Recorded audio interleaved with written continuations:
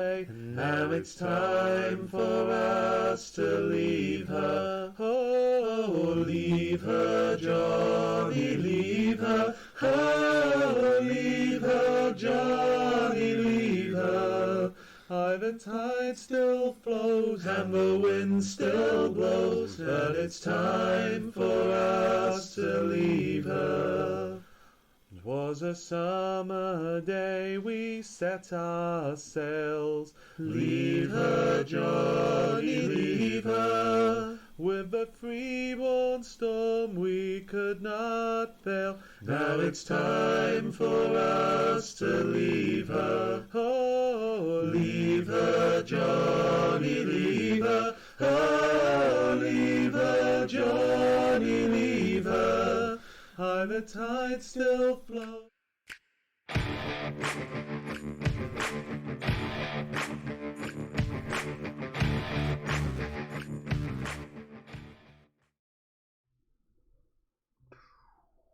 Hello everybody, another crafting stream. Hooray! I haven't brought my armour out. I haven't got any paint. Stapler? I think Ellen's taken it. Ooh. Oh, good, there we go. Actually found staples as well. So I've got I don't know, 1,000, 2,000. That's probably enough for a belt. I mean, we'll be pushing it, but I'm sure you'll make it work. So yeah, so we're going to do a little bit of crafting. I'm actually going to do some crafting. Matt has got something interesting that he is working on right now, which is much better than what I'm going to be planning on doing. I'll let the chat guess what it is before I show anyone. Okay, yeah. So guesses in chat. 3 guesses what? Yeah, 3 guesses. So guesses in chat, and we'll see what we've got. So I'll show you what I've bought then, and then we can have a little chat. So I've picked up some of these as well. So I got buckles. Good. Yeah. So I figured because I'm quite fat, so I thought I'm gonna have to probably make myself a belt. Not too difficult, I don't think, in the grand scheme of things. Nice. So I figured I'd make myself something like that. So we got... yeah, the first guess was right. What?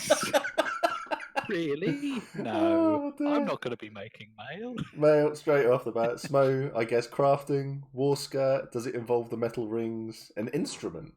It might... Oh. That's a good one, actually. I wonder if we've got anyone who could make an instrument. Has anyone got a potato? We could make like an ocarina. Or maybe a flute out of a carrot. Oh, my green screen thing's still on. It shouldn't be. Let's turn that off. Don't need green screen tonight. Can't really turn that into anything. But so yeah, so I've got these as well. I've got a couple of different sizes. Yeah. Are you sure you're not just holding one closer to the screen? Well,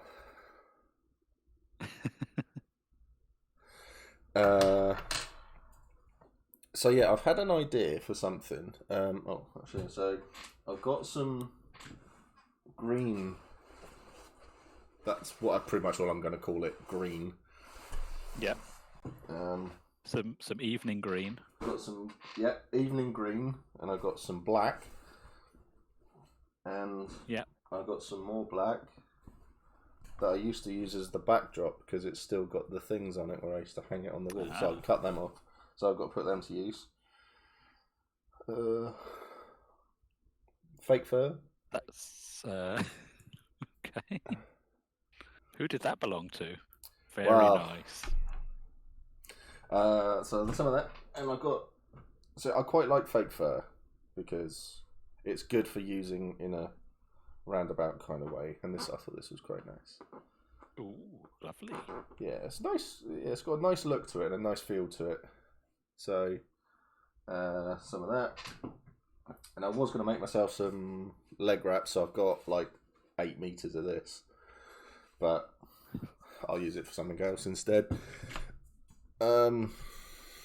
So I've got some twine. I'm really going, making this look as rough as humanly possible. Got some green, not morning brown. No, morning brown. Can you explain it some more? It's coffee, you fuck.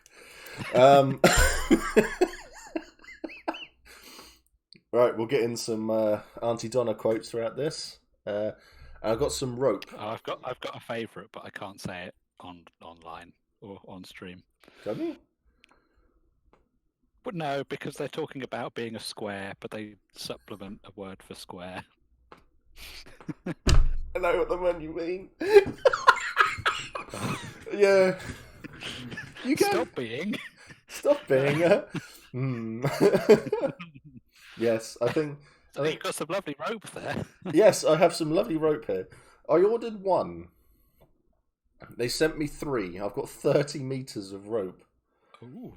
So this is what I was considering using. So I'd like to make like a hero belt type thing. Yeah. Dawn says rectangle. Yes. But then, so I want to. They need a 10-foot pole and some hard rations. Yes. Not a rhombus, Dawn. No. So I want to make a hero belt, and then I was going to use this for my war skirt. Ooh.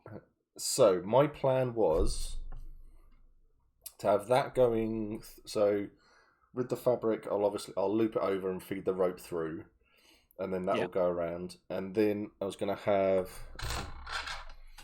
these 2 either side, because in my head I thought, yeah, that's good. Feed it through. It keeps it all safe and in the same sort of place. But also where I'm going to put it is going to do that. So when it's so childish of me.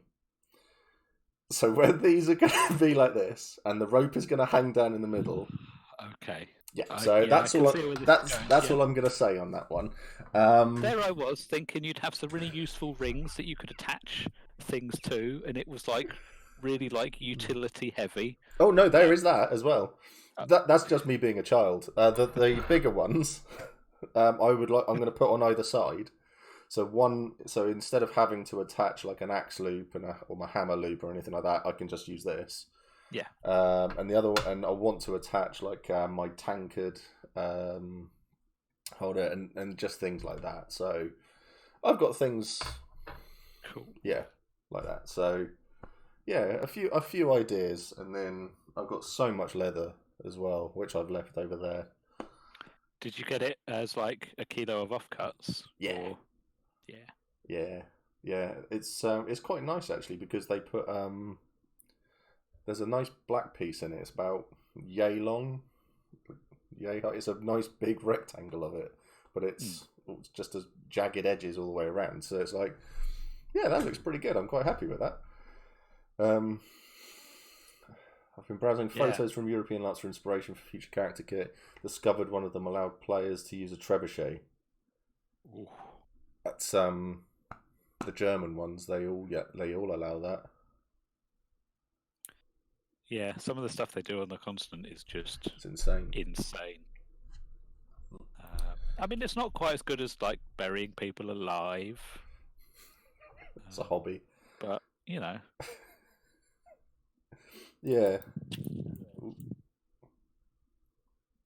That only happens at very specific LARP events, though. Yeah, E1, they're called. But yeah, I will say as well, my sewing abilities and all that are awful. Improving. Yeah, I've gone from non-existent to awful. So yeah, we'll take that. Not my scissors; these are Helen's scissors as well. I have to use special scissors because I'm a lefty. Andy's scissors don't work. Yeah, so I'm a lefty as well. But so I just, whenever I cut, I'm just in pain. But yeah, so I have a few ideas for things that I want to do. But doing it, getting it done, Well, that's the trick, isn't it? Let's hope that you make a start tonight, and then this. And then you can leave it for another 6 months. Yeah, or I don't know if Helen's in chat. So look, no, she's not. Ooh, I haven't got any mods on tonight. Oh dear. Oh no. If anyone kicks off, I've got to do stuff myself. Yeah. Was that an invitation or a warning? Well, we'll just say yes, I think, to that one. So, I thought you were going to wear the other part of your Secret Santa tonight. So I was going to, and I'm sadly, it's in the front room on the dryer. That's all right. I was going to wear it, and then I was going to wear a shirt of chain on top. Oh, that'd have been cool. But it was snowing today, so I haven't been to the workshop. No. Stuff. But next time. It's I'll tell you one thing about these t-shirts. A friend of mine, Ryan, makes them. It's his business. He does all the merchandise and stuff like that for a lot of people. He does it all for a Japanese wrestling company. So he does all of the merch for all of their wrestlers. And so he does really, really well. And his stuff he puts a lot of love into what he does, and he's really good at it. So he helped me do all of this stuff. But I will say that the t-shirts themselves are quite thick, really warm as well. They really do. And the printing on it's really high quality. Doesn't feel like it's going to chip off. No. I got myself one of the t-shirts from Redbubble that I set up. All right. Not as good as this. No. So I think I'll have to go back to Ryan to get him to make some more. Yeah. And then... So Sammy will be very disappointed if I don't ask. Is the Japanese wrestling company New Japan? I think it is. Yeah. Oh, well, there you go. Sammy, if you're watching, you know what that is, and I don't. Yeah, I think it is. I've seen some of his stuff. I'll have to find the pictures, but that got him through a lot of stuff. And Ryan is he's really, really good at what he does, and he loves it. Brilliant. So, I can't remember the name of his company. Well, if we had some mods, they could look it up quickly and put it in the chat. Yeah, but there's no one there. Oh god! Oh, it's on some of my older streams as well. I'll have to fish it out and stuff, because I like to boost him a bit, because he gets it's quite nice. So yeah, he's made those sorts of things, but another one. Oh, so how has work been? It's been slow. It's been a bit up and down. But we're sort of getting through it now that people are hoping we'll have events this year. We've kind of had a bit of an influx of costume, which is nice. Oh, that's good. People sort of preparing now for 6 months' time in case they can be their characters again. That's really cool. So yeah, we're doing better than we were, which is always a bonus. Yeah. And just trying to keep sane, really. Yes, I know that feeling. But hey, at least you can listen to music in your workshop. Yeah. I can listen to it everywhere. It's actually got quite a good long battery life as well. Has it? Oh, that's good. Yeah. That's good. I got some mead and a drinking horn from my Secret Santa. I still don't know who it was. Well, that's kind of the point, I suppose. But it's February now. It's February now. That was 2 months ago. Yeah, I'd like to say thank you. So yeah, it'll be nice. Joe's currently cutting strips of leather just to join in. Ooh. Pete, what are you making then, Joe? Pete, my leather doesn't arrive until Saturday. All wrong thing. My leather is all in a plastic bag somewhere. So we store our leather in quite a strange way at the workshop because we have mice that run around and like to eat all of the organic things. Yeah. We've got like a set of shelves that is our leather storage area. We don't keep anything on the shelves. We keep them underneath the shelves in between some bungee cords, so they're like hanging in midair. Yeah. It's very efficient. It looks very strange. But it's all to keep the mice from eating them. Well, they'd eat. I wonder how much leather they could eat. Probably quite a lot, thinking about it. Yeah, I mean, it's not just the eating; it's also the using that area as a bed and a toilet.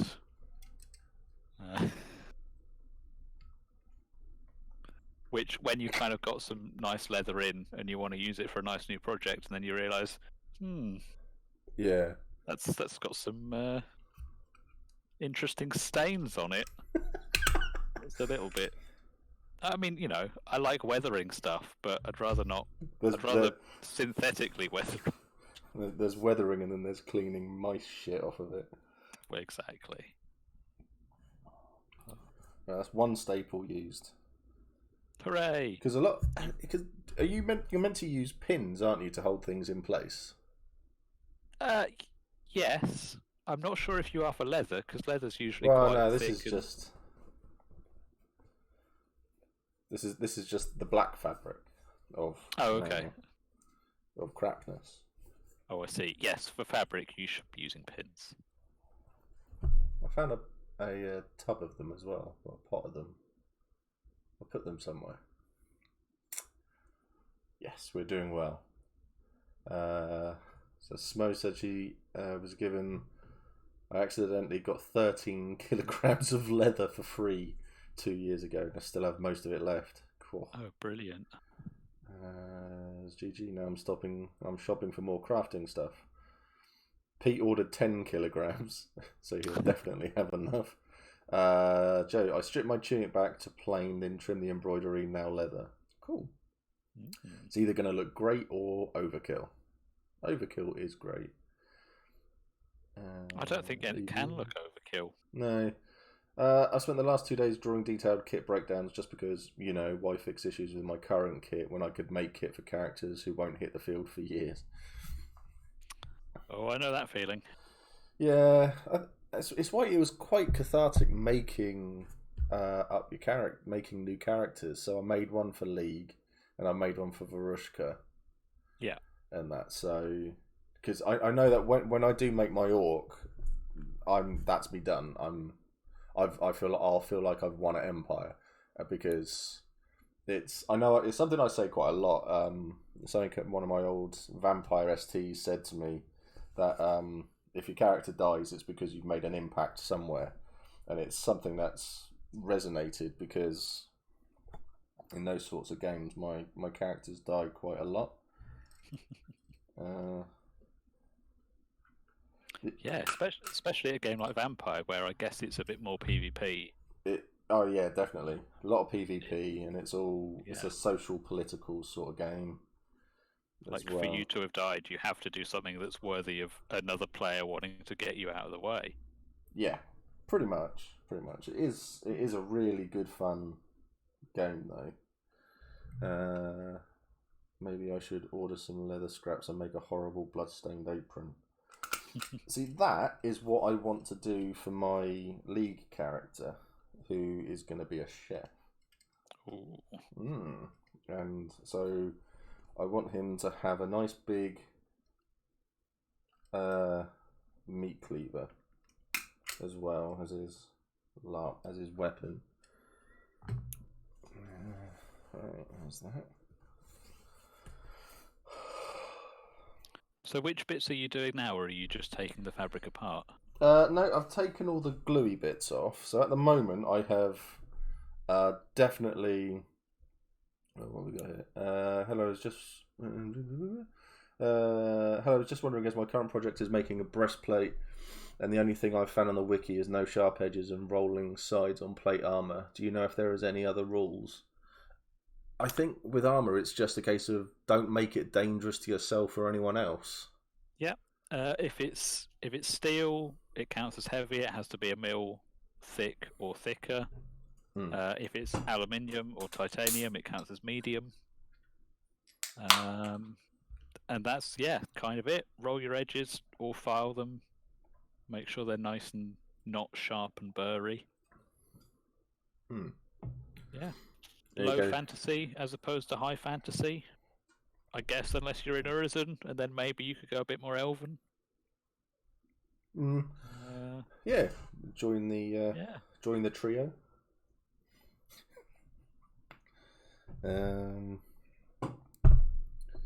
But yeah, so I'm making the bits for the. Oh, we got more. Are you suggesting that he's going to be Sweeney Todd? Yeah, just with less singing. I think. You mean you're not going to turn your event into a musical? Everywhere you go, just.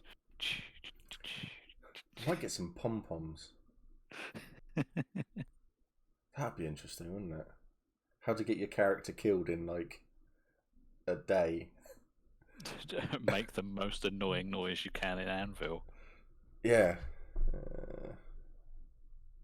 I have definitely not cut enough thread. See, now, you say that, but actually having less thread is not a bad thing, because it means you've got less to knot around and get tangled and go all horrible. And you can always do it in sections, whereas I am a person that likes to use more thread than I ever need, and it just goes everywhere. It makes a horrible mess. Andy gets annoyed at me, rightly so. And it usually takes about 4 times the amount of time to do anything, because I'm just sat there with reams of thread just going, oh, what's going on? Ghost Fae. So thanks for the question there, Sparky. Ghost Fae, good evening. What are we working on today? Well, I'm destroying some fabric and then destroying a war skirt that will inevitably get me annoyed, and then I'll give up on it and come back to it in 3 or 4 weeks. Yeah. With glue this time. So that's what I'm attempting at the moment. I haven't even checked how long it is. Oh, that's definitely long enough. Yeah. So what is that? Is that a chainmail shirt you're working on, or? Yeah. So that's what I've done in the last 20 minutes. It will eventually be a whole shirt. So what I usually do is I make up lots of squares and panels that I can then knit into objects. I've got like a pile of patches effectively, and then when I get time and I want to do, because making that front section is the easy bit, but doing all the tailoring is the hard bit. So if I have a load of these ready to go, when I'm feeling like doing the hard bit, I can just take some patches and attach them together. So do you just sit down of an evening and do a bit of chainmail work? And yeah, do you find it quite cathartic then, quite therapeutic? I find it really therapeutic. But then I'm the sort of person who can't ever sit still or not be doing something. Like if I'm watching something on the telly, I want to be kind of doing something as well, unless it's like really, really captured me. Like most evenings, I will be putting some mail together or doing something just to sort of keep my mind at bay.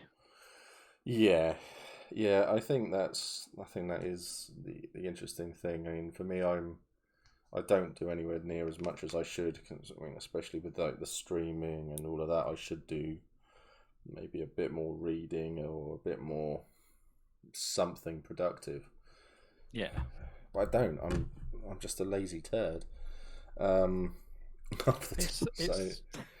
It's difficult though. Like, especially now when a lot of us are at home even more than usual.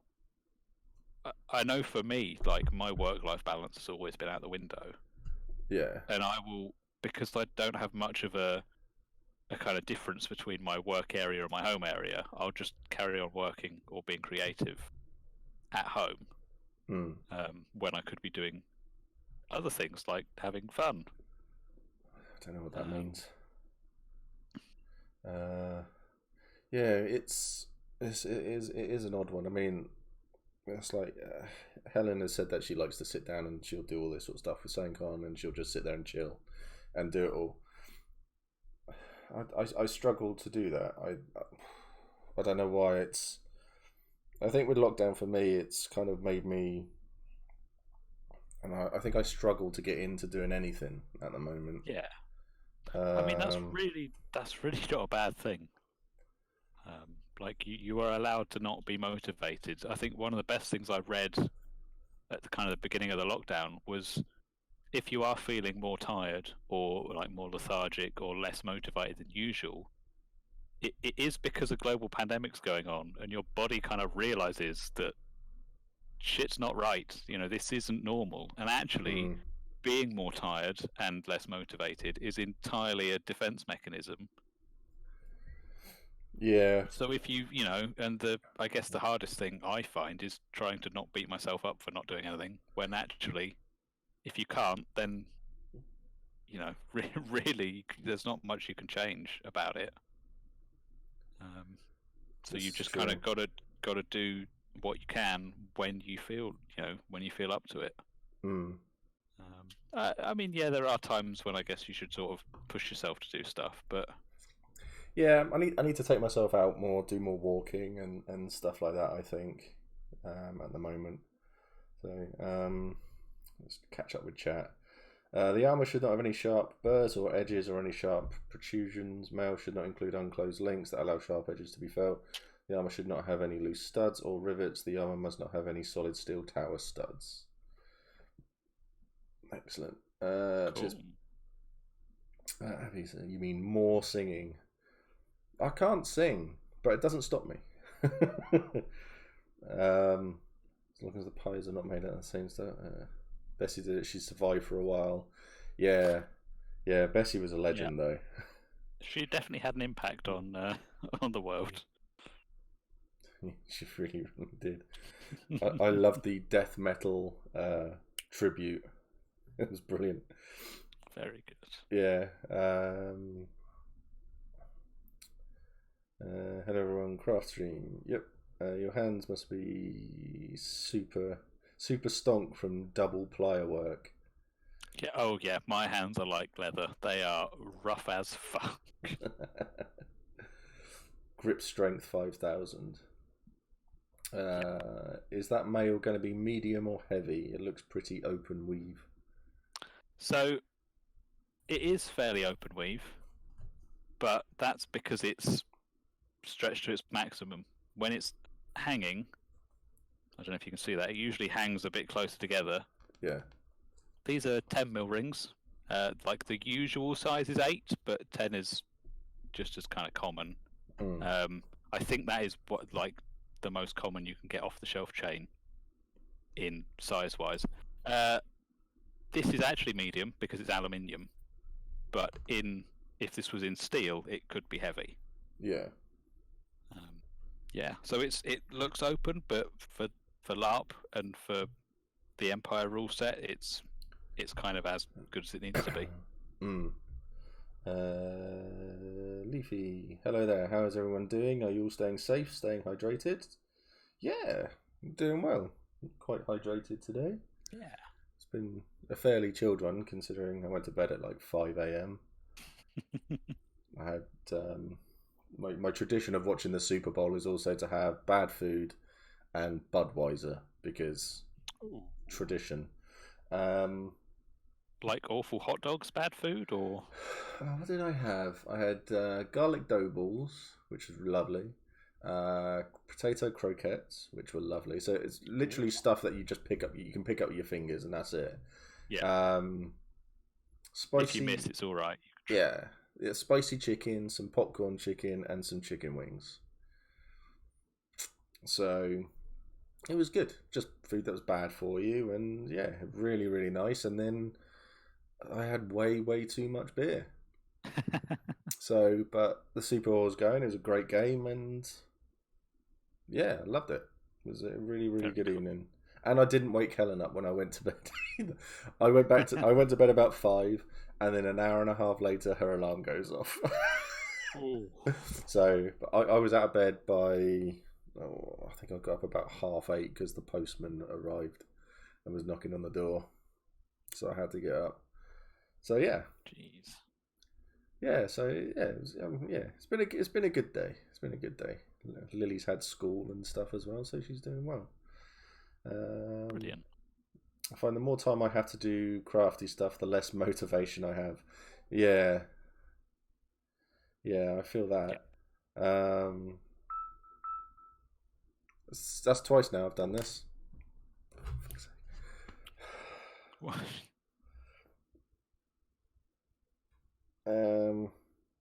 Let's put my phone on silent. Professional strem. It's fun. At least you haven't had your headphones unplugged this whole time. 2,500 bits. That's incredible. That takes us up to 22,751 bits towards this tent. That's incredible, bub. Thank you so much, Dan. Jesus. I'm not going to get as emotional as I did in the last one because that was just insane. That was just absolutely insane. That was, yeah, 10,000 bits. No, 100. I don't know, 100 quid basically. It's incredible, absolutely incredible amount. Yeah. So, but it means that we're 56.8%. I have a job again, so I can help out with good causes. Well, this is the good thing. I'm loving doing this. Get this 4-meter tent, and then someone who's new go in and like full of keen, all their kit and stuff like that can then have a brand new tent as well. Yeah. So, but yeah, and congrats on the job too, Dal. That's awesome. Let's catch up with chat because then otherwise I have to keep on scrolling. I feel like with lockdown, you're waiting for it to end so you can get back to the swing of things again. Yeah. Lockdown's been really odd. Most of the time, I feel like I'm all right, but then it's like when I do have moments of I just can't be arsed anymore, it hits me really, really hard. Yeah. How to trick Joe into donating bits. Yeah, he doesn't like it when they're even. Existing in a constant state of what the fuck at the world is tiring. Yeah, and it's not snowing. Yeah. Hey, hi Mike.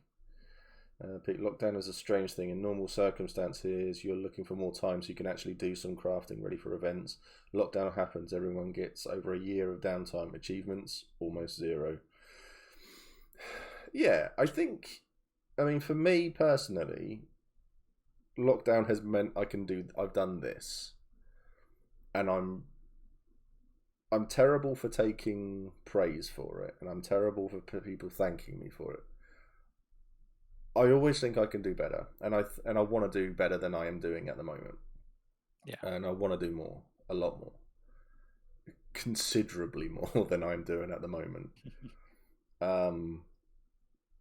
So I mean, I've got loads of things that I want to do. I don't know if you remember. I can't remember if I was chatting to you about it, Matt. About getting a central tent for everyone. You did mention it, but I was under the impression that it sort of became a bit of a logistical clusterfuck. Well, I don't know if you've been able to sort anything out since then. After this, I'm going to do it. I'm going to get a tent. Well, probably going to get a Emperor tent. We're going to aim for. So it will come with me. It'll come with wherever I'm going to be.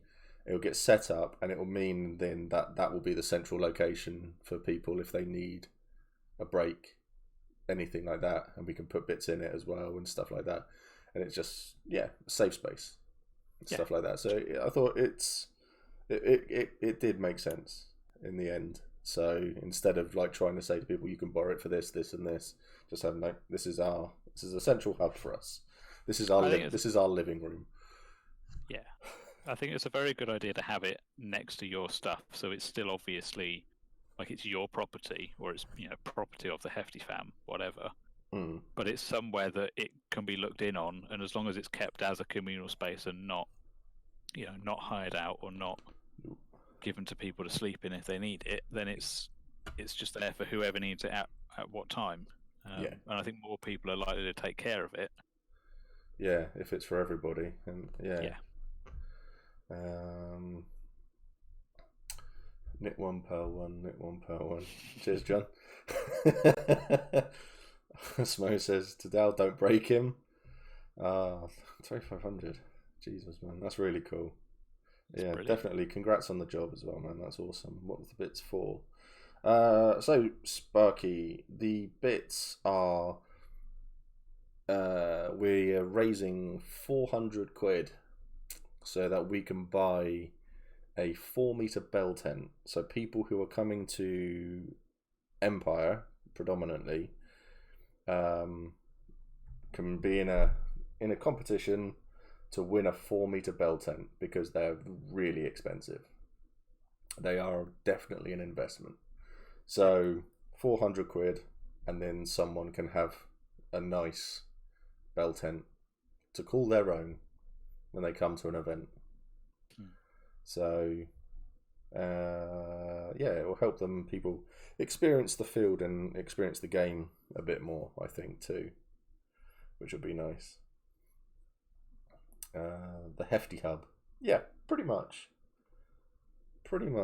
It's gonna be a good thing doing all of that, but so I considered doing like a charity stream, but not really a charity stream, to see if we could get like a 3-meter bell tent to donate to PD.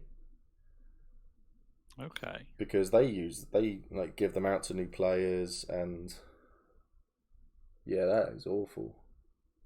Oh. Sorry, this is so bad. Oh man. Which bit are you sewing at the moment? Are you just hemming it? Oh, Sparky, 1,000 bits. That's awesome. Thank you so much. You didn't have to do that, but I really, really, really appreciate it. So, so this is going to be a good thing. This isn't like the first thing and all of that sort of stuff. So, but the bit I'm doing at the moment is the belt, the bit that I'm going to feed the belt through. So if I So that's gonna so it'll all go in there. I see. Very nice. Well, hopefully. I'll give it a week before I've broken it. Oh, I've lost the needle.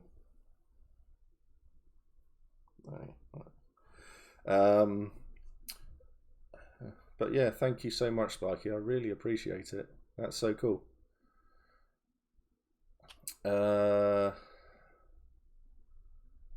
Which do people prefer, the traditional bell tent or the Tuareg? Ooh.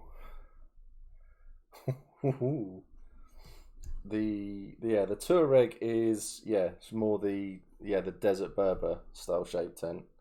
I prefer the Tuareg myself. Okay. Because I love a bell tent. Don't get me wrong. I love to sleep in a bell tent. I find them all so comfortable. I love camping. I love tenting. So, but then we borrowed Kit's Tuareg, and we slept in that. And it just felt like you had so much more space. You could actually, when you're walking in through, it's a proper door and all of that. And it was lovely. And for me to for me to get back into, for me to get back into a tent at 3 o'clock in the morning after, it's exhausting to role play on being on drugs. It is absolutely exhausting. So after me and Chris, when we've done that, we tend to like bugger off for an hour to go and sit down somewhere away from people and chill out, and just to come down from it all. Another 1,000 bits. Really love this channel and can't wait to experience Empire. Smiley face. Smiley face, it says at the end there. I love this. I love the mechanical voice. Crazy pixels as well. That is so cool. Thank you so much. 61.8%. 61.8%. We're at £247.51 Amazing. so far. Yeah. But yeah, I find that with the Touareg. Joe, do your work. Jim Bob is provoking Joe here. This is great. Oh, one thing I want to put to chat as well. I want to change the gifts that I have for when we get donations and stuff. So, any suggestions? Chuck them into the Discord. Have I gained a mod yet? No. Have I got to do it? I'll do it. I think that's it. Yep, there we go.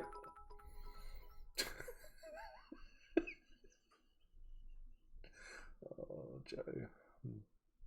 Joe. Yeah, so getting back into your tent at 3, 4, 5 in the morning. Oh my god, I just realised we made it to a level 2 hype train. Wow. Is that a good thing? Yeah, really good. So, yeah, it's when people donate or do anything, Twitch build it all up, and they can give channel rewards and things, and it's really cool. Oh, brilliant. Here we go. So, yeah. So getting into a bell tent and having to go all the way down to unzip it, and then going in, and then when you're fairly drunk, yeah, and then being low to high to low again, it really, yeah. I have nearly fallen over. Oh, massively so, yeah. The head rush is unreal. So, but with the Touareg, because you can leave the zip up the top, and you just do that, and then you step in, it's really, really good. But the first time I did step into the Touareg that evening, I did catch my foot on the door, and then fell straight into the tent. So, but you can put your table up. We had a table in there, so we had food and drinks under the table, some bits on top of the table that you don't want to, leave around. Really, really good. So, what about you? What do you use? I'm not entirely sure what our tent is. It's we've basically got it on permanent hire from Andy's parents, and it's like a bell tent, but it's square, and the front half is much taller than the back half. Yeah. So you've kind of got like the back half is the bedding area, and it's got its own little secondary sleeping compartment. But the front half is then it's kind of like an awning that you can close up. So we always have it rolled up and open. So we've got like a space that's undercover and it's like inside, but you can still see what's going on in the camp. Like I really hate being inside tents at Empire, because it feels quite isolated, and you don't get like the interaction of people just walking past. No. And kind of like the random little roleplay stuff that can happen by just bumping into people. So I like the fact that our tent is open, and you can be inside it and it's still open. Yeah. But we're very fortunate in our camp, because obviously I camp in the Orc camp. And I'd sort of help the camp planner organise everything. Like we built all the furniture and put the decking down when it was all horribly muddy and no one could get into camp. We've got a little circular kind of enclave that we have our tents in, and we've usually got like a little picnic bench and an awning that we put up in the trees, which keeps the weather off as well. Not that I ever spend any time there in character. No, I'm surprised the Imperial Orcs know who you are anymore. Well, yeah. Fortunately, we've not had a new orc in like 5 years, so it's... No, it was very strange last event, especially when I went back into the orc camp and spent about 10 minutes there, and I didn't recognise half the people there, which is really sad. Because especially in a small event, or a small nation rather, I kind of prided myself on knowing everyone. Yeah. Sort of by, if not by name, but by face. And we're sort of slightly growing above that. Yeah, the orcs are definitely are growing again, aren't they? As a nation, which is good to see. Yeah, I mean it's nice because it's sort of it's one of those nations that is consistently like very high quality. It's fairly easy to do a very good looking orc, because you can just wear tatty leather and like make your own kit, and that's more, that's much more in keeping. Like handmade stuff is like the orc way. Yeah. So it's I would say it's actually one of the easiest nations to make kit for. It's just you do happen to have the buy-in of a latex orc mask that you then have to wear for 3 days. Yeah. Yeah. So like from my point of view, I feel like the orcs is one of those nations where you look at and you could look at any orc on the field and you think, oh wow, they look cool. Which kind of helps, I guess, sell the dream.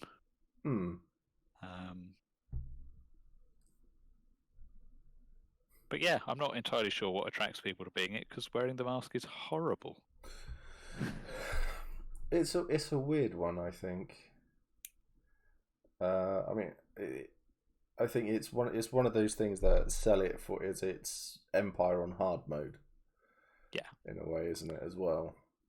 Yeah, I mean, it is the brief I love the most out of all the nations. It's got some wonderful little nuggets in there that if you can like find and make your own, like there is a lot of gold in that brief. Yeah, I think that's the thing for a lot of nations though. There's a lot of good stuff in there. A lot of it can be. It's like for the one of the things I like about the Calavesi is reading all that brief. That is all brief that should deter Steve from playing a Calavesi, because none of it should appeal to me, because a lot of it doesn't. And then I found this one little part of it, just this one little smidge that went, it's this, and I was just like, I love that too much. I love that way too much.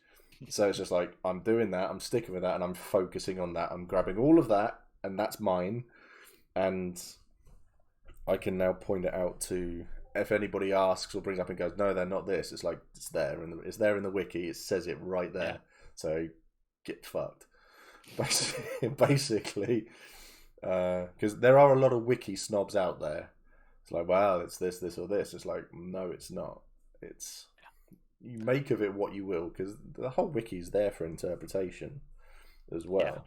I mean, it's there to be a guideline to kind of make the world feel real and to make it mesh together and fit together.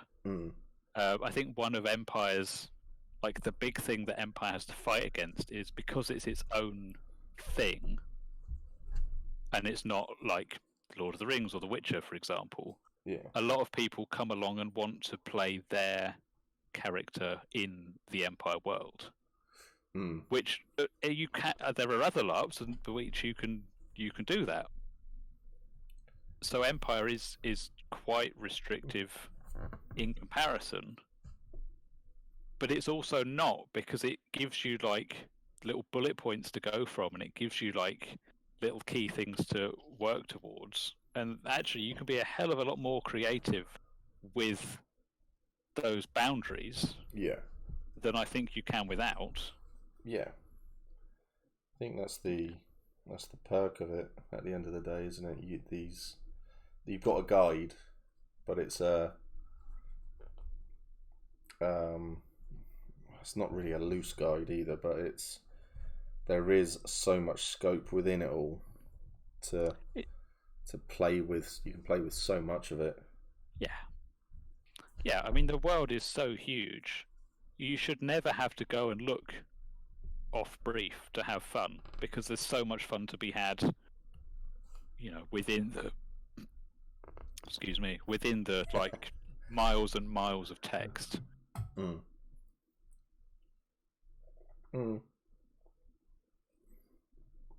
I've missed it now.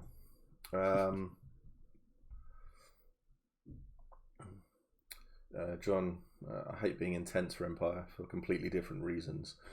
It's because you got 6-foot horns on your head, man, and you got 8 of them. So I don't think tents are fond of you either. Smo says, I did used to love telling people who came to the camp looking for Fowl that he was almost definitely elsewhere.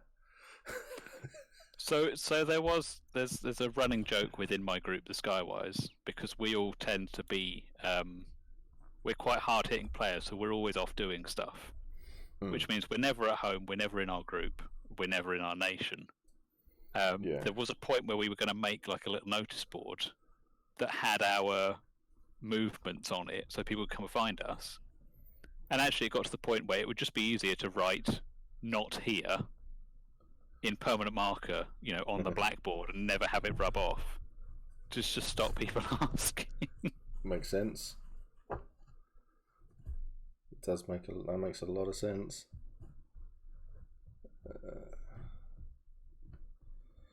Come on, you bastard! Get in there. Not my thumb though. The mask is horrible, but also no one can see my face, so instant win. Oh, Smo. What a wonderful face. Maybe I should be one then, so nobody would have to look at my face. Oh, Jim Bob. I don't know what you look like, so I can't comment.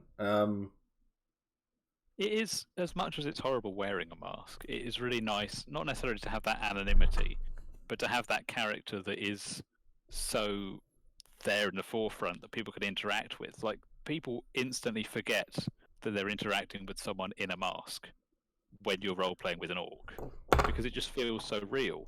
And it's really nice to have that there.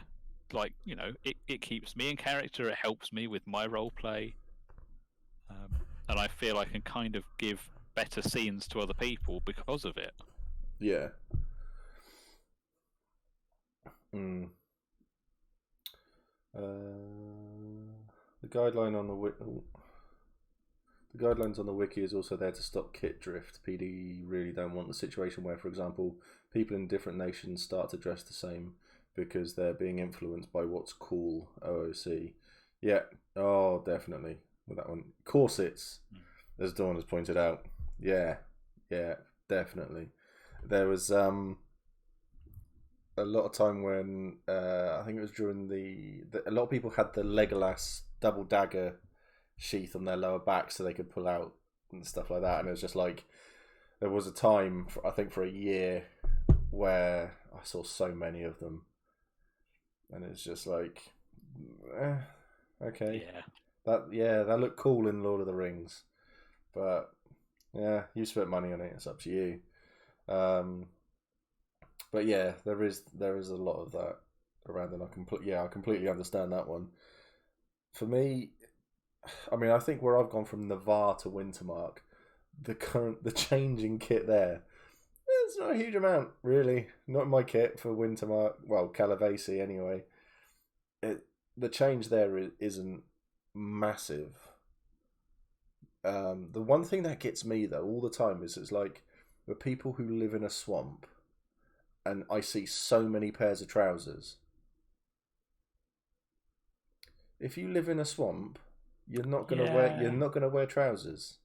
You're gonna wear shorts or skirts, or war skirts, something like that you can pick up and tie. I looked into it, and it was in South America, pedal pushers. Yeah.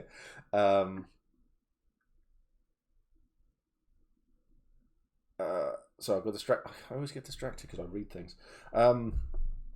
Yeah, there's a tribe who lives in the Amazon, and their area that they live in was very, very swampy, and they wear, essentially it was long skirts because it like protected them from walking through the jungle. But when they got to they're going into swampy bits, you can pick them up from the middle of your legs and tie them in a knot, and they essentially become shorts. And I was just like, that's so cool. It's like, why aren't people wearing that? And it's... I mean, I guess the theory is they are, just not when they come to Anvil, because when you come to Anvil, you're not wearing your like uniform from your job or your day clothes. You're in your best tuxedo or medieval equivalent.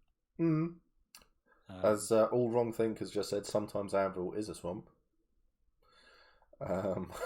So yeah, I think for me, I'd rather wear what I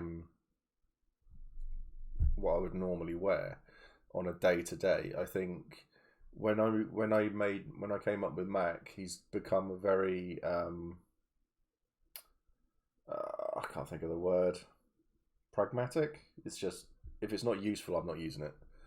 And that's it. The day to day is living and surviving and stuff. So, and if you're living in a swamp, that's pretty much going to be it. So I have the idea of Mac living in like a Yoda's hut. Ooh. Sort of thing. That just sort of like tucked away, but a bit much bigger, but under a tree. So I kind of picture like having that bit of a swamp there, and he's on that little bit of land, a little bit of dry, under a tree with all the roots and stuff like that around him. That sort of hermit sort of look. That's the way I picture Mac living. And then you compare it to, so like with Grimm, who lives on a farm. So and his kit is a lot nicer, and it just looks good, because I think I assume that's like, if you're selling animals and livestock and that, then you're gonna look smart, you're gonna look better and stuff like that. Whereas for me, my business, I was actually I think Mac's father was a blacksmith. So, and Mac took that over. So he was just there working in a blacksmith, and he was just selling it all the time. So he was filthy constantly, but there was no need for him to dress smart. There was no need for him to look like that in Navarre. And you weren't customer facing. Yeah, exactly. So I mean, these are the sort of things that come into my head when I'm picturing what I'm going to wear and things like that. So it's all being very practical in everything that I'm doing, wearing, and stuff like that. So, and it's like, I don't want to clean and dry my clothes constantly if I'm walking through a swamp. Yeah. So my skin can dry off in a couple of minutes. That's fine. So that just makes sense. You take your boots off anyway. Keep my swamp clean, and that was just the thought process behind it all. So I'm very much sold on the war skirt and those sorts of things, kilts. Have I missed something in chat? What's going on there? If you live in a swamp, you should dress like Shrek or move. Face comment was entirely to my benefit, like for all the reasons Matt has just said, and also I am shy. That is true. I did forget. I do apologise, Mo. Don't sheep herders in France or somewhere use stilts? Oh my god, I was right. Sheep herders in southwestern France in the 19th century used huge stilts. That's awesome. Oh my god, John's just said, so when Mac moved to Wintermark, he wandered the swamp until he found a spot where he was just like, I like that tree. Pretty much. That's pretty much it. Jim Bob, what is your favourite piece of kit that you own? Ooh. See, that's a Helen question, that is. She loves to ask that question. Sadly, I don't have any I can show off. Because I actually dressed up today to do a video, and I put it all away neatly for the first time in a long time. I've got a couple. I think I've showed it before. I've got my 7-pointed star. Yeah.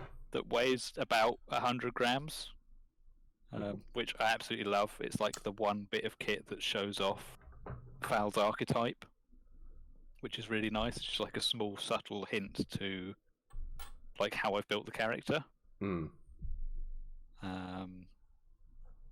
I've got a very ornate brass standard that I wear, which is like a shoulder piece and a collar, which is very, very fancy and only comes out for special occasions because it weighs a goddamn ton. Yeah.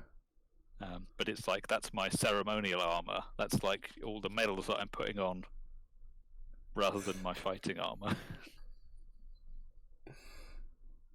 Okay, that's cool.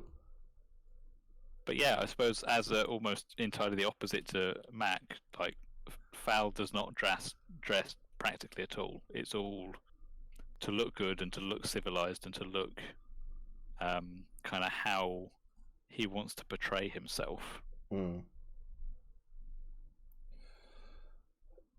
I think about how our characters would react to each other when we meet in game. It's a tough one.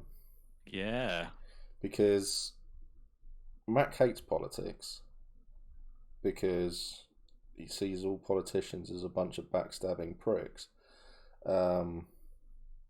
which they are most of the time. But he sees that he's seeing it firsthand at the moment because obviously with Bron doing what he's doing and all of that, and so in an hour I've done that much. And that's right. That's not bad. Are you doing a tube the whole way? No, I'm probably going to miss a bit and then do another section and miss a bit and do another section. Yeah. So I can work on it from this end, I think. Cool. Yeah, so I like Mac knows where he is, where he stands with the general.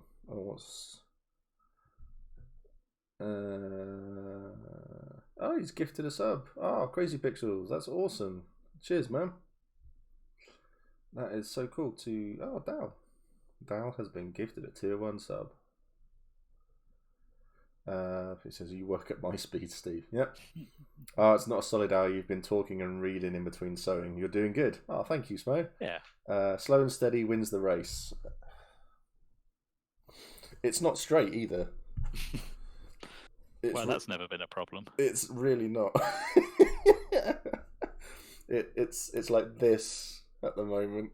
There's definitely some peaks and troughs in there. Yeah, so I know where Mac knows where he stands with generals, and because they all want a similar sort of thing. There was one. I'm not going to name any names. I won't even name a nation because it's too easy to find then. But there was a general who wanted, after speaking to Mac, to say, "Can you go and talk to these people and try to get them to do this?" Because I want an army to go here so that we will lose this bit here and that will force people to then come and fight here. I was just like, no, I'm not going to do that. Yeah. It didn't go well. It was a massive argument. And I imagine. Yeah, it was pretty bad.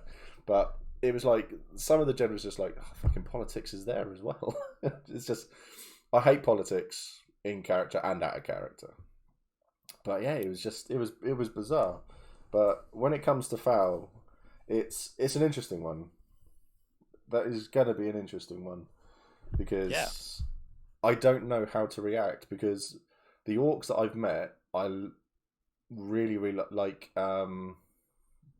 Ironside Yarn, for example.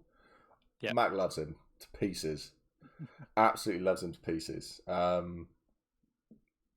think it's because he recognised Mac's insanity in a fight and was really happy that I was there, and it was just really great, and I loved it, and yeah, really, really good. But then, like, meeting the orc who had the drinking, like a container had really nice whiskey in it, and he was going off to try to sell it to all of these people, but he decided, no, I just want to sit here and chat to you two, and we were just there, and that was it, and it was brilliant, fantastic roleplay. Ironclad Equine, 3 months. Wow, that's awesome. Helen resubbed the other day, 18 months. Ooh. Yeah, but I've only been streaming solidly for about 8-9 months now, so that's an endorsement, that is, right there. Yeah, but there's a few people. It's like Ben, 8. I think he's up to 9 months as well. It's insane. But yeah, so when it comes to the orcs, it's a bizarre one. It really is it's almost like it's very easy to know where you stand with an orc because we just cut the crap. Like we're very forward. Like we are, in our eyes, the most law-abiding citizens in the Empire. So there's no backstabbing, there's no treachery. It's like what you see is what you get. Now it may take a while to earn the trust of an orc and to kind of get into that, like that relationship, I suppose. But like once you're there, you're solid, and you've got someone you could trust and that will have your back. Yeah, I'm hesitant to imagine what our meeting is going to be like because I kind of want to just wait and see. Oh yeah. Because I think a lot like Foul, Mac is not your typical winter marker. So my baseline for other, like, not just winter markers, but like Calavesi, my baseline for what they are like isn't going to help at all. No. And like my like, knowledge of what you get up to in the swamps isn't going to aid me because Mac's just doing his own thing and like doing what he needs to do.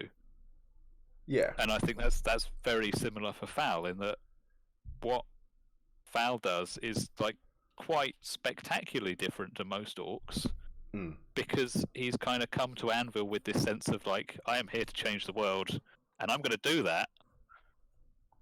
And it's kind of taken me on this long path of like politics and synod stuff, and I've kind of seen what we as citizens can do and change.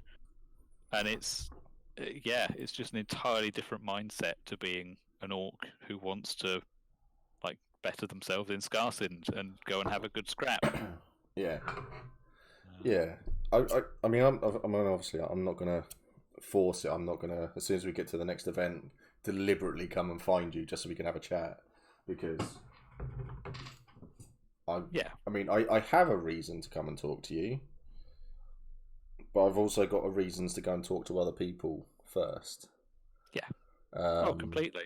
And I'd rather it happens like naturally.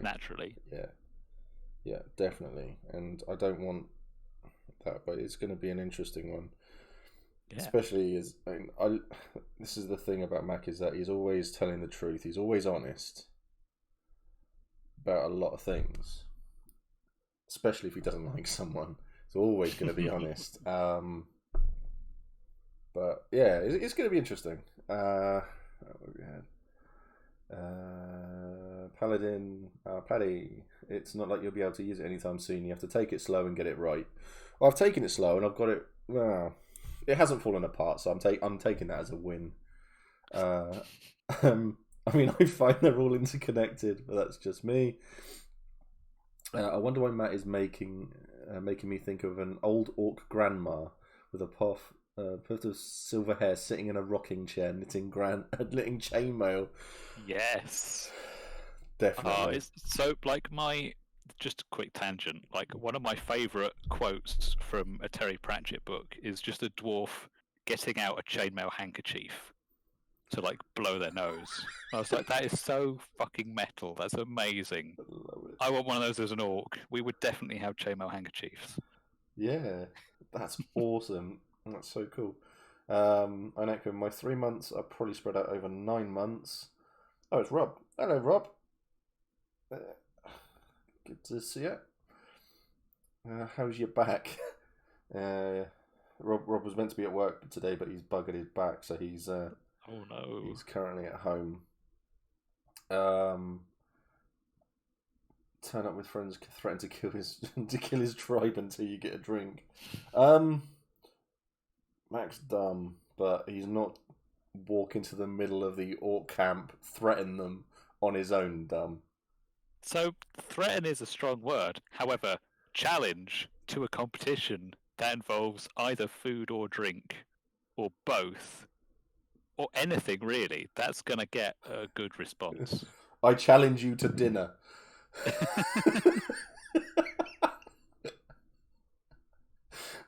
Oh my god, Mac challenges Foul to dinner, and it's the date of Anvil.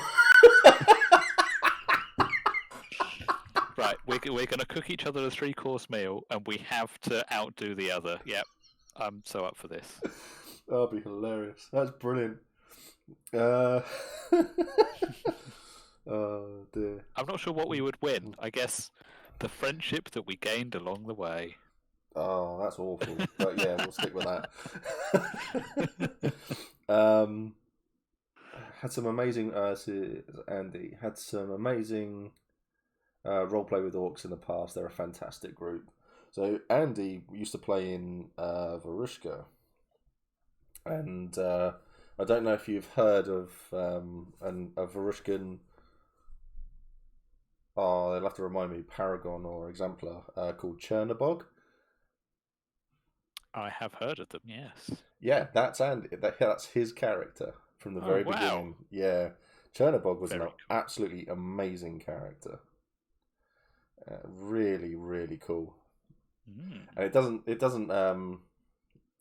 it's not a bad thing as well that Andy's like, how tall are you, Andy? You're like 6'6", something like that as well. He's not a small man. He is not a small man. He could roleplay a silverback gorilla and be bigger than the silverback.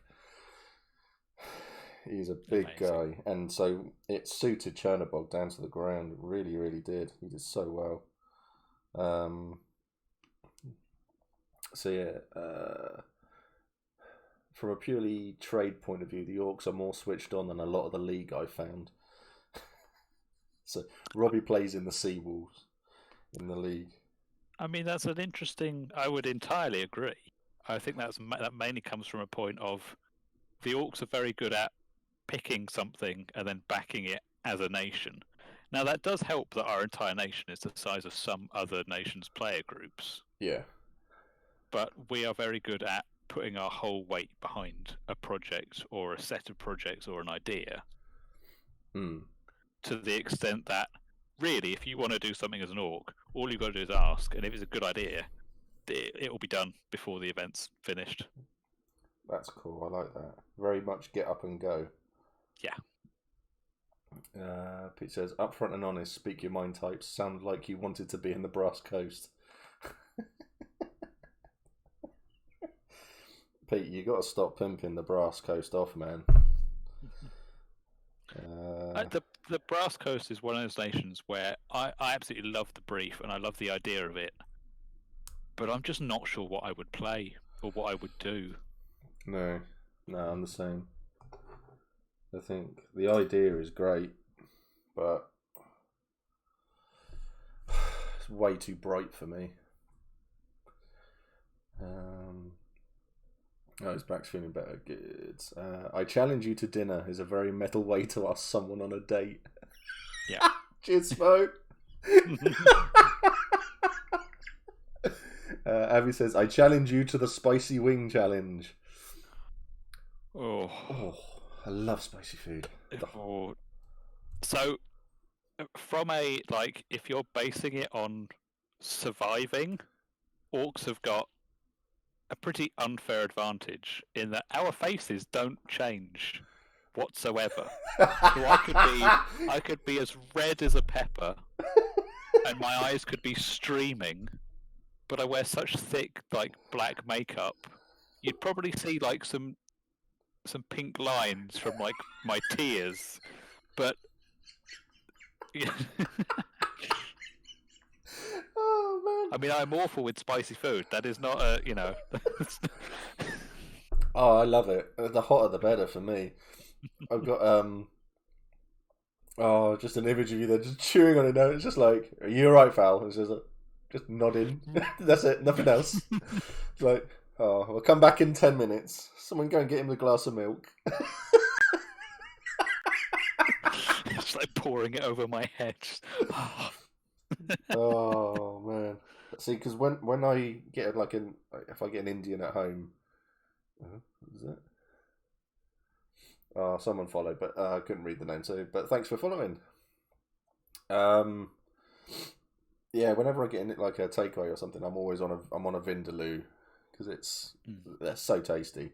And there's a beautiful Indian restaurant just up the road from us. Yeah. and they do a wonderful foul. Amazingly, but PHAL. I was going to say some jokes there, but no, it's not the right time. Oh man, but yeah. Oh, I do love a foul in the mouth. Well,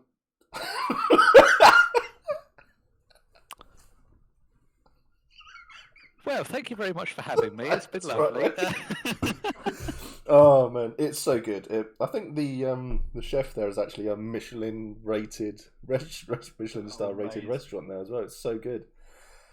Oh, but yeah, I love spicy food. I really, really do.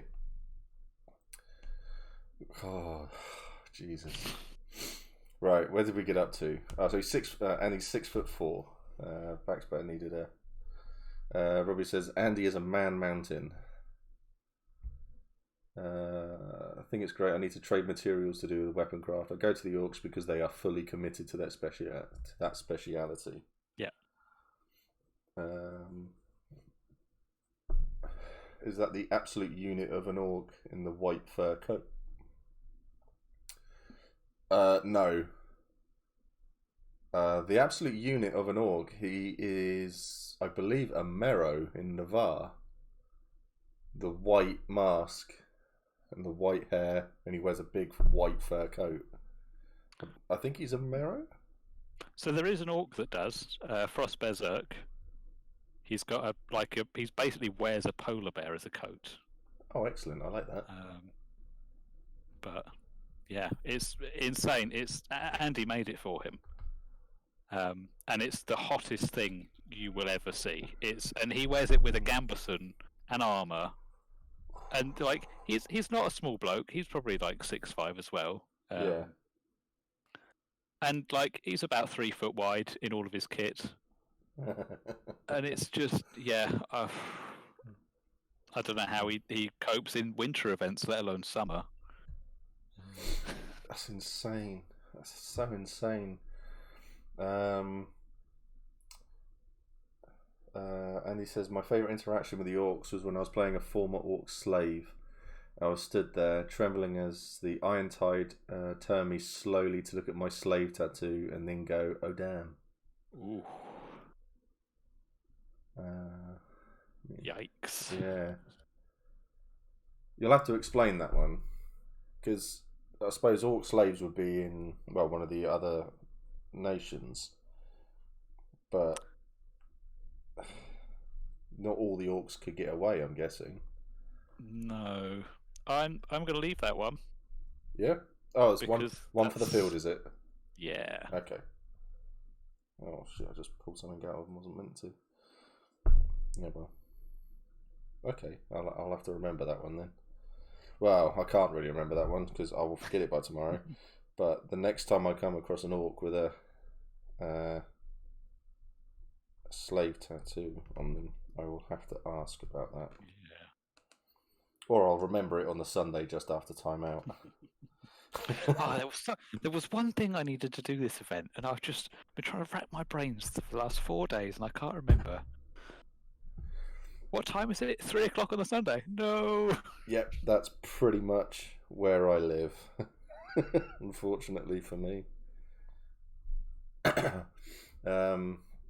So Fowl cooking a fowl and Mac cooking a swamp potato. Yeah, pretty much. Surely it's just some falafel and a Big Mac. So here's some grass I found. Nom nom nom. I found this mushroom in the swamp. I don't think it's poisonous, but I don't know anyone that's tried it. So you give it a go. Everything's edible once. Yeah, I like that. Everything's edible once. Frostbird Zerk is a big unit, and I don't know how he lives in that coat. Oh, right. So, and he was a human. I was in High Guard, having been saved from the Druge. I was working behind the bar of the Nispute. Oh. Yeah, that's... Yeah, humans with slave tattoos are interesting. Yeah, because there was a bit of an argument with... Oh, come on. I don't know what I've done there, but it's a pretty bow though. I don't know how I've done that. Interesting. Okay, that was weird. Skywise Fally cheesesteak. Skywise falafel. There are many things that my name could be short for. I didn't intend any of them to be food, but I might just have to email PD now. Yeah, definitely. There was we had a bit of a run-in with, well, I say we did. 2 members of my hall had a bit of a run-in in Varushka over a mine. And basically, one member of my hall didn't do very well because he turned round and just said, well, there are already slaves working there, so if we don't free them, they'll be all right. It was along those lines. It's not verbatim, obviously, but it was just like, oh, okay. Yeah, a lot of people came over to have words that event. It was, yeah. Yeah, not the best choice of. No, definitely not. After the event, though, I thought it's hilarious because that roleplay that he created there was just brilliant. It was so funny. But when you're in character and then you're obviously going, well, how do I feel about this? You twat. So, and he says, if I were to go back to Empire, I think I would like to set up a fire, some food to cook, so people could come and sit, relax, and take some time off. To be honest, man, that is a great idea, and I love the fact that that PD are doing this whole more hospitality around the field, which is a really good thing. Encourage more people to talk and be nice to each other and share I think people need to remember that we're all on holiday when we come to Empire. I mean, I guess that's the great thing about how the game's kind of set up, in that our characters are also on holiday in Anvil. Yeah. But I mean, I for one take the game massively seriously, but I can really do with more time to just sit and chill and enjoy being there rather than always like working, basically. I think for me, I love to. I get that. I'm quite lucky with the fact that I can just ignore people, even if I've got. I mean, I'm involved in quite a lot at the moment, but I will still. I have had people come up to me. They know who I am. They know who I am out of character, but they don't know me in character. And they have come up to me, and I'm just sat there thinking, I just want a half hour. I want to make myself a bacon sarnie, and I want to sit down and chill out for a half hour, and that's me done. Yeah. And they've come up to me and gone, oh, we're looking for Mac. And I'm just like, I have no idea who you're talking about. Sorry. And it's like, they're looking at me. It's like, you don't know Mac? It's like, nope. And then it's like, Steve, we know it's you. It's like, yeah, but you don't know me in character. Can you go away for half hour? And then they go off, and they literally do a tour of Wintermark asking for me, and then they come back down. And I've sat there, and by that sort of time, I've made like 8 bacon sandwiches, and people just come and sit down and have a little bit of a munch. And it's quite nice. Yeah. But it's that nice little moment of just being able to sit down and chill out. That's the big thing. Yeah. Do you ever find that when you're like visiting other camps and stuff like that, and they say, do people ever say to you, do you just want to come in and sit down for 10 minutes, put your feet up? I do, which is really lovely, and often that's where I think, especially for like orcs, people know that we need to drink more than most people. So usually, if I'm going somewhere like with someone to talk about something specific, people are really good at like grabbing some water and just like offering me a refill in my tankard. Yeah, that's really good. To like look after us out of character. But yeah, I've always found, I think it helps being an orc. I've always found every nation to be hospitable, and to like offer a chair and offer some company and stuff. there's never been, unless like some official meeting's gone on and people have had to like leave a tent, I've never been like shushed away from somewhere. That's good. But there are, it's gotten to the point now where there's I've got a couple of like bases in other nations of like groups that we're like the Skywise are really friendly with, that not that I have to avoid, but that I have to like socialize with quickly, because they're the sort of tents where I would just end up there and I would just spend my whole event there in like a lovely atmosphere with people I really like. Yeah, that's the great Which thing. Which is a though. shame, I Really? guess. Yeah, because I want to spend time with them, but I know that I have to kind of not go to those tents to like get stuff done. Yeah, it's like I know that if I go up to the 2 feet, I'm there for the next 3-4 hours, and that's that's a big portion of the day gone. So I do avoid them for like most of the day, but I see them out and stuff like that. So that's quite nice. So Dawn said we are mostly grown ass adults in a field in dress up. Take it easy on one another. Yeah. We need a longer Sunday, maybe, as it seems that Sunday can be get up, breakfast, go monster, go home. You can be.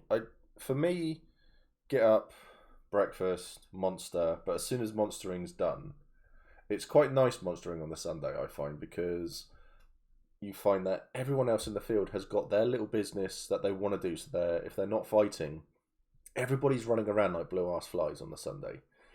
And then by the time I'm finished monstering, the refs are so good. They're really good enough to the point to go, we're probably not going to respawn you now.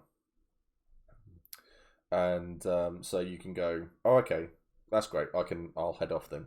And you can just walk back and then get everything off. And then you're walking back to camp.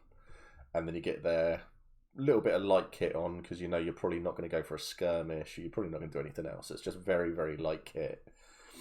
And I find that I get a lot of stuff done because I've then got the next. I can think I've got 3 hours now. I can just focus on these little bits and I can go off, meet people, and find out some stuff. So I quite enjoy it. I mean, for me, the Sundays are quite chill, but by that sort of time on a Sunday, I've already got like half of the tent taken down, half the stuff packed, and as soon as the car comes on, it's just in and I'm done quite quickly. Apart from when I go missing and I'm saying goodbye to half the field. So, if you bring 2 bacon sarnies, I can find him. Yeah. It's like when cosplayers sit down for lunch at Comic-Con and they try to take photos of you. Did you ever go to Comic-Con, Matt? No, I've never been to. The closest I've been to a con is LARP Con, and that's not really one. I am potentially doing MCM Comic Con again this year, doing talks and all of that sort of stuff over the 3 days. Yeah. I'll have to drag you along because we do one of them in full kit. Wow. So, and I love it when people come up to you and go, oh, can I take a photo of you and stuff like that? And they go, no, you're that guy from Vikings, aren't you? And it's like, no, I'm not. Which guy in Vikings wears a fucking skirt? None of them. Yeah. And stuff like that. It's like, even when Rollo's wearing a war skirt, he's still wearing trousers underneath. So it's just like, no. So I love to do that. But one of the things that I noticed there as well is that when it comes to people saying, can I take a photo? There is no space. There is no I can't think of the words. Jesus. This is my bubble. This is my comfort zone here. Don't encroach. There's none of that. Half the time people don't care. So I did the very first one I did. I was on my own doing it, and I was walking around for a while, and I had my kit on and things like that. And there was these 2 young lads. I don't know who. I don't know. They were anime characters, I'm guessing. I don't know what they were dressed as. They just looked weird to me. but not as weird as I was dressed, obviously. But and they were just there, and these other lads were like going, "Oh, I'm big fans of the characters. Can I take photos?" And they were just literally sat there eating a sandwich. They looked knackered, and they were just like, "It's like no, just eating a sandwich." It's like, "Oh, don't be like this. Don't be a prick." And they're really aggressive. And then some weird bloke who's bald goes and sits with them, and they were just looking at me. And I turned to the lads, just like, "No, fuck off." I really don't care. And the lads are like, they walked away, and the lads were like, "Who are you?" It's like, "Oh, I've just made it so you could have lunch." Walked away. But there's lots of stuff that you do get stuff like that. But 9 times out of 10, I find that when people are coming up to you, say, "Can I take a photo?" and stuff like that, they are so complimentary. They like to look at your kit, talk about your kit, your weapons, what you're doing, and all of this sort of stuff. It's amazing. It's such a positive It's such a positive place. And all the cosplayers there. There's like part of my my war skirt fell off, and I was stood there, and then all of a sudden I'm feeling someone tugging on my bum. So you turn around, and there was this older lady who has these cosplay repair things and stuff like that, and she had like a medic thing on her head and all of this. Brilliant. Yeah, and she was just like, "Yeah, I'll have this fixed in 5 for you." I'm just stood there as she's there literally stitching up my ass. Wonderful. And it's just like, this is so wholesome. This is wonderful. It is so good. But yeah, I'll have to do it, because I think your kit is amazing, and get as many people to do it as possible, because shows off all the kit. Because the last one we did, there was a brilliant photo of everyone involved in their kit, and just really, really nice. And we had these Lord of the Rings cosplayers there as well, and then we were just chatting away to them. Cosplayer repairer, a godsend. Insert picture of Mac hugging a xenomorph here. It does exist. It does exist. I hope so. There was at the last one we went to, there was a lady walking around a xenomorph, and people were saying, "Can I have photos?" And the xenomorph was like grabbing holding onto their heads, and so the mouth was coming out, and they're getting photos and stuff like that. And the lady, and I said to the lady, "Can I have a photo?" And I said, "I love aliens so much." I said, "I want one to be my pet," and stuff like that. And she said to the guy, she was just like, "Oh, he loves you. Like, he wants you to be his pet." It says he loves them. He thinks you're adorable. So instead of that, I had this alien giving me a hug and resting on my shoulder. I was just like, "I love this. I love this so much." Didn't want to go home. I was on cloud 9. I am my original character. Do not steal. What's this? I was sat eating at MCM, and some girl sat next to me was taking selfies with me without even asking whilst I was eating, and showed me all excited. Like, no, don't do that. Yeah. See, I'm a hugger, but I'm a firm believer in personal space as well, especially in a place like that. Got ambushed for a photo for my World War I reenactment gears. I stepped out of a portaloo once. Not a great backdrop. No, me and Kit, we were getting changed in the gents' toilet at Comic-Con, and these kids were coming out to go, "Can we have a selfie?" And I was sort of like, "I'm in my pants, man." I'm already half dressed. That was it. I mean, Kit's in a perpetual state of half dressed, so so he was all right. It's a big problem at Comic-Con when cosplayers are just trying to eat. It's great fun though. Yeah, I really enjoy it. Just getting that fresh out of the trench feel. It's Stug. Cosplay repair. Insert a mag. Yeah, you know what today. Yeah, so I mean, I love it. I absolutely adore it. So I mean, if Comic-Con goes ahead and they do decide that they want me there to do all this LARP stuff again, then yeah, I need to get. I'll be in touch with people again, because I've had I had Smo do it, and she looked incredible. The horns and everything, she looked. Yeah, just Smo's kit puts my kit to shame massively. She's so talented. But yeah, having everyone like that, and I think it's a great way to show everything off across the board. It's so nice. It is so good. Yeah. So were you there like advertising Empire, or just LARP stuff in general? I've done 2 Comic-Cons, 2 full Comic-Cons now, and the first one was yeah, just LARP in general, and that went well.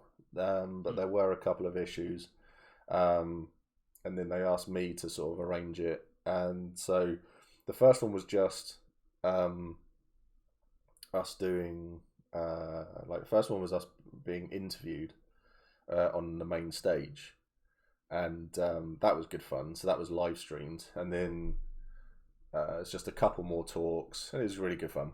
Really, really good fun. Loads of questions. Oh, thanks for the bits, Jim Bob, Mike. That's awesome. Thank you.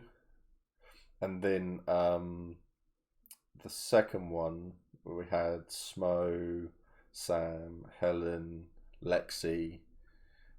So yeah, she was there all, all blue, everything, and it looked so good, and it was really, really good. But the thing that I tried to put across is to show the diversity of it all, because the first one was a massive sausage fest. And I didn't organise that. I was just asked, and then the second one is like, no, we need more women, or I want to cover everything here. Because let's face it, LARP is a massive sausage fest, and it's a male dominated. I'm not sure it is anymore. No, but no, I would say we're getting closer to 60-40, maybe 70-30. Oh, that's awesome. I think Empire especially, I would say it's pretty close to like how we are in society. Gender-wise, maybe not. Yeah. Elsewise, but at least that's what it's what it feels like. Yeah. So that's amazing. I hated the fact that, I talk to a lot of people and they all turn around and say, that's just a load of guys, isn't it, really? And all of this. It's just like, I don't want people to think that. And you try to get all of that sort of stuff out there. So it's a bit, you're just trying to do what you can. But got to do a few, did a class on character creation and stuff like that. Oh, cool. Oh, no, it was the most...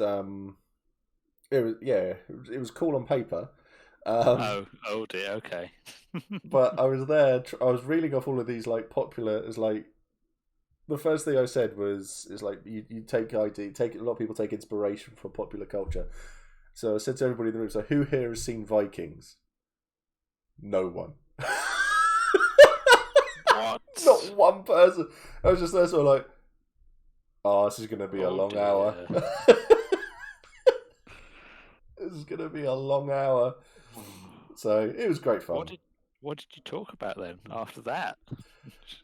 I went into games, books. So it became like Dragon Age, Lord of the Rings. One person mentioned Twilight, and it was like, oh. Okay. But yeah, it was taking. I was basically saying it was like you take like little character ideas and stuff like that. So a lot of people would probably say if they put their character together, it's probably a mishmash of 4 or 5 different characters if they had to put it with people and stuff like that. Yeah. So, and I said and I went on from there, and it's just like saying this is the fun of it. I say you want to be this, but it will grow and grow and grow, and it will become this big beautiful thing. So, gonna have to disappear now, Steve. Thanks for a really good stream as per usual. No, that's awesome, Paddy. Thanks for coming along to watch, mate. Someone donate 51 bits. What are we? Oh, right, to make it 25252. I see. But yeah, it was really good, and going on the stage to talk to people as well, and then we get asking loads of questions. The audience participation was fantastic at these things, because you say, all right, we're going to do questions at the end, and the people who are running it, they just give you mics and just go, yep, off you go, and you do it. Jim Bob donated 52. Brilliant. And yeah, so all the questions and stuff like that. So I was running around with a mic to all these people so they could ask questions, and so it was like doing this, but having a massive pan, like having 5-6 people on it. But the good thing there is that I just ran around and was just like getting everybody else on stage to answer all the questions. So it's not just me talking all the time. So, but it was so much fun to do, and talking to all of those people. I think I've seen a couple of them who I met at Comic-Con have been to Empire, and I've seen a couple of them there, and it was really, really nice to see. Yeah. So that's very good. I was emceeing, yes, I was. So it's been quite nice, and yeah, I just love to talk about LARP, and I love to try to build it up and all of this sort of stuff. It's nice to chat about things that we're passionate about and try to make it. Go on. Would you say Max based off of anyone then? You mentioned like off of pop culture, yeah? Yeah, Rollo from Vikings would be one part. I can see that. MC Mac Bacon sandwich. Cheers, Andy. Have you seen a Woody Allen film called Sleeper? No. Okay, there's I have not. Essentially Woody Allen from that film. So he's someone who went in to have a tooth removed, but they ended up putting him in stasis instead, and they brought him out like 1,000 years later. It's just his actions. Okay. It's the story of what he does then. It's really, really funny, but he's very, very awkward, and it's sarcasm, and it's just very, very funny. Spike Milligan as well. Yeah. So, and there was a fourth. I've done this thing before, but I can't remember who the fourth is now. But it was all very, so it's quite esoteric, really, in that sort of vein of it all. What about Foul? Is Foul based on? Almost entirely 100% Padme Amidala from Star Wars. Apart from the like creepy boyfriend that becomes the worst villain that the galaxy's ever known. But yeah, like completely idealistic, like wanting to do good, like wanting the system to work and like benefit everyone. Yeah. Yeah.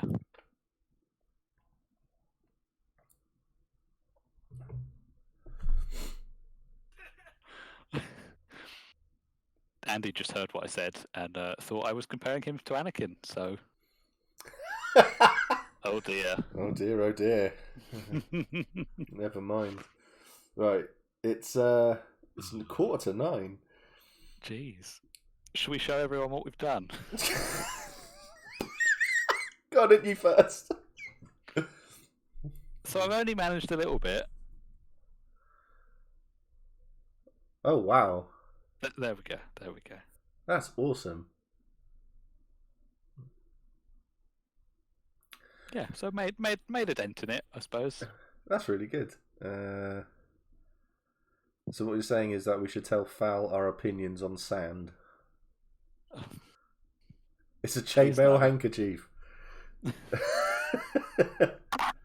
Yay. You mean the greatest hero the Empire has ever seen?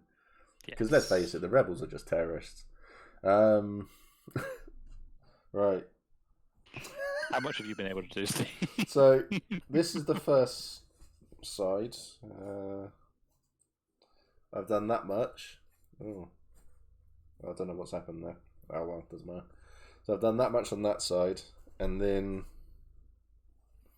I've done that much on the other side. That's brilliant. It's getting there. Yeah. And then I'll probably sit down with Helen and put on a film, and I'll carry on. Actually, I think I'm quite enjoying it. Well, more than I normally am, anyway. So yeah, that's really good. So getting there, and then it'll be after. So that was a success. I think I've done more on this stream than I did on the last one. That's for sure. So because I've realised that writing everybody's names on my plate mail is on my plate armor is going to be really, really difficult to actually do. So I'm just going to go and buy some more Hammerite and just paint over it. Just make it nice and shiny. That's fair. And then probably put a load of mud on it and make it look a bit crap, because that's what I need. But yeah, so they'll do that, and then I'm going to attach the smaller rings to these bits over here somehow, and then feed the rope through, see how it looks, feels, and everything like that. Yeah. So Cool. I like doing these. I think it's better Yeah. with having one person on it though, with having a few, because it's just, you get to focus, don't you then? Yeah, I mean, I suppose, I guess, like, from my point of view, I'm happy just to, like, chat and, you know, talk crap while making, like, this is usual for me, like, doing two things at once. Yeah, and as we keep on, So it kind of goes. as we keep on talking about as well, when everything's done, we'll have to get a few people to come up to the warehouse and do a little bit of a craft day and stuff. So yeah, get something like that, because that could be a lot. That would be a lot of fun to do. See how good everything, how good everyone else is at it, and see what I can break. Yeah. So yeah, everyone. Thanks everyone in chat. Thanks for coming along to watch. Thank you everyone who's donated bits. It's amazing. 63%. It's fantastic. So yeah, we're nearly at a 10.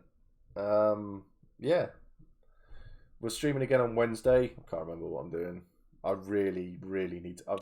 I've been so much more organised at other things, but my actual playlist of what I'm doing for the month. No, I was good for December. I am terrible for February, and January was awful. But yeah, the thing is, you show up. Well, yeah. So there'll be Wednesday. We'll do something. Friday, we'll do something again. We'll definitely do a craft stream again. And so if you fancy doing crafty bits, let me know. Wednesday, help Yeti organise. Yeah, cheers, Eddie. So yeah, thank you everyone for coming on to watch, chat, donate bits, subscribe, follow, everything. It's amazing. Thank you so much. See you all on Wednesday. See you in the Discord. Take care. Stay safe. Much love. Yeah. Bye Thank you for having me. No worries, man. Always a pleasure, Matt. Always. Yay. Cool. Oh, I thought I heard the captain say, leave